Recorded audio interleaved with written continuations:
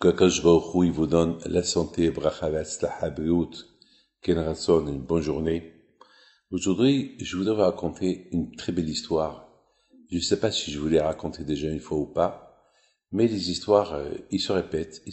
Hier, on était invité chez quelqu'un à Miami, et puis on a parlé des tzadikim, la force des tzadikim, l'émouna dans les tzadikim, les histoires des tzadikim.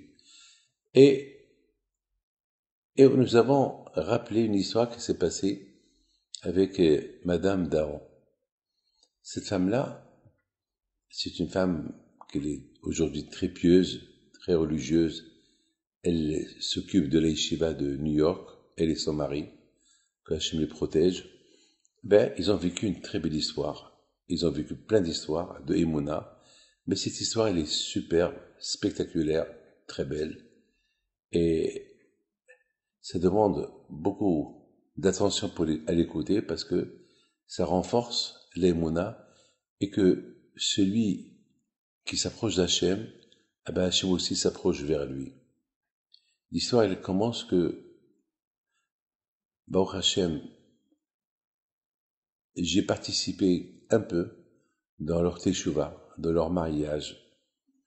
Et Baruch Hachem, un jour, ils sont venus me voir et ils m'ont invité pour venir manger chez eux. Une fois qu'ils étaient déjà mariés, avec des enfants, je les connais peut-être depuis 25 ans. Je vais chez eux et ils ont un très beau salon, mais une table et 4 chaises qui sont très très spéciales. Les chaises, ils sont de couleur rose, très très très spéciales. Mais la table était pour 5 personnes, mais il n'y avait que 4 chaises. Alors je lui ai demandé, je lui ai dit, vous ne pensez pas qu'il manque une chaise? Alors elle me dit, oui Rabbi David, vous avez raison, vous avez bien vu. J'ai beaucoup aimé cette table qui était en solde et elle avait que 4 chaises parce que la 5e était cassée et ils l'ont jetée. Et voilà, j'ai cherché sur internet, j'ai cherché partout, toutes les usines qui ont construit ce modèle, il n'existe plus, il est out of stock, il est plus dans le stock et il n'existe pas. J'ai cherché partout, il n'y a pas. Bon. Alors j'ai dit dommage, il manque vraiment une chaise. Bon. Et à un moment donné, on discute, on parlait Torah. Je lui dis, madame, pourquoi vous ne couvrez pas la tête? Alors tout de suite, elle me regarde, elle me dit, Rabbi David, grâce à Dieu, j'avance, mais pour me couvrir la tête, il faut vraiment que je suis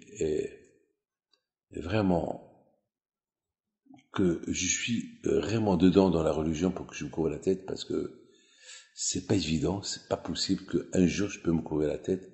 Vous voyez, Rabbi David, voilà, pour vous, j'ai mis un foulard, mais par respect, mais c'est impossible.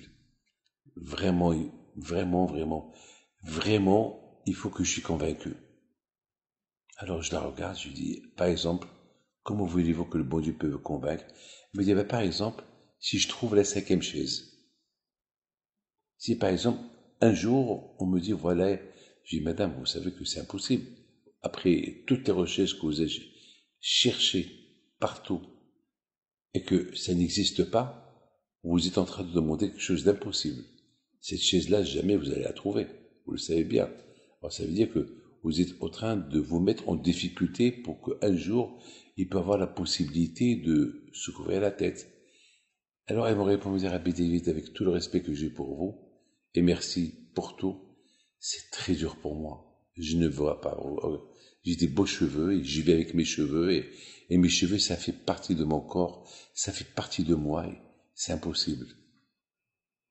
J'ai dit alors, madame, répétez ce que vous avez dit, que uniquement si vous trouvez la 5e chaise, que vous allez vous couvrir les cheveux. Oui ou pas? Il me dit oui. Très bien. Avant que Dieu fasse que cette chaise-là, vous la trouvez.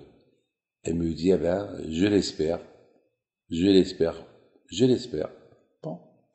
Cette femme, elle travaille à Manhattan, elle prend chaque matin de Teaneck le bus et le métro parce que ça prend plus de temps avec la voiture. Et voilà, le lendemain matin, elle a pris la décision de prendre la voiture. Alors son mari lui a dit, comment ça se fait? Eh ben, aujourd'hui, je vais pas travailler beaucoup. Comme ça, je vais me promener un peu à Manhattan. Bon, une réponse qu'elle a, qu'elle a trouvée à donner à son mari. Bon, maintenant, le lendemain, elle vient chez moi au bureau. J'étais à New York et j'étais surpris de la voir. Je dis, madame, tout va bien? Elle me dit, je suis venu vous raconter une histoire. Alors maintenant, je continue l'histoire qu'elle me raconte. Elle me dit, ben, hier soir, je vous ai promis que si je trouve la 5e chaise, je me couvre la tête. Ben, écoutez, Rabbi David, ce qui s'est passé ce matin, je prends la voiture, je vais à Manhattan, et ma copine de Montréal, elle m'appelle. Alors, comment c'était passé hier avec Rabbi David? Alors, je raconte à ma copine, voilà, c'était bien passé, mais hier soir, Rabbi David, il m'a demandé que je me couvre la tête, et je lui dis oui, je me couvrirai la tête uniquement que si je trouve la 5e chaise. Vous connaissez le salon dont je vous ai parlé, que j'ai trouvé qu'il me manquait une chaise. Alors qu'est-ce que tu lui as dit? Ben, je lui ai dit que le jour que je trouve la chaise, je me couvre la tête. Ah bon?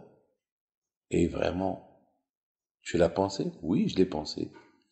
Mais de toute façon, je sais que cette chaise-là, elle n'existe pas. C'est impossible. Donc, ma promesse, elle est caduque. Jamais je couvrirai ma tête parce que la condition de se couvrir la tête, elle est liée avec la chaise et cette chaise, elle n'existe pas. Très bien. Très très bien.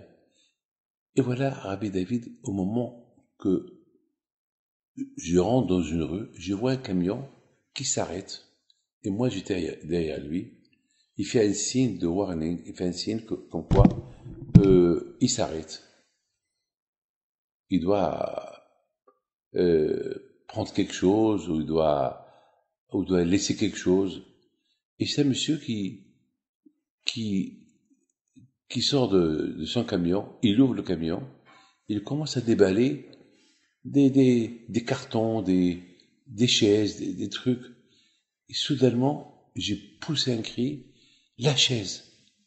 Il était en train de jeter des vieilleries, des choses. Tout de suite, je sors de la voiture, je vais vers lui, je dis, monsieur, qu'est-ce que vous faites là? Ben, ça vous dérange pas, je vais partir, je suis en train de jeter des vieilleries que nous avons dans un magasin, parce qu'aujourd'hui, il y a des gens qui passent de l'Amérique qui ramassent toutes les choses à jeter, des greniers, etc. Et cette chaise-là, je la jette. Je peux la prendre. Rabbi David, la 5e chaise qu'elle me manquait, je l'ai trouvée dans ce lot de ce que le monsieur a jeté. C'est exactement une chaise qu'elle était rose. Exactement. Il y avait une seule chose. Dans cette chaise, il y avait comme une petite barre, un petit truc là en plus. Je lui dis, madame, tu sais pourquoi c'est en plus? Comme ça te rappelle la promesse que tu as promis que le jour que tu trouves la 5e chaise, qui est différente des autres, mais elle est pareille que les autres, tu te couvres la tête.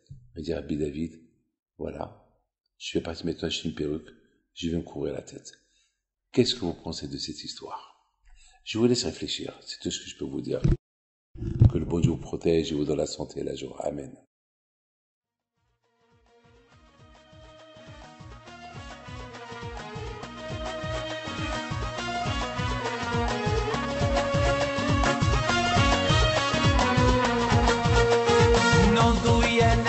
دارتو على ربيع بينتو وقف لنا زي خوتو يا وز خوتو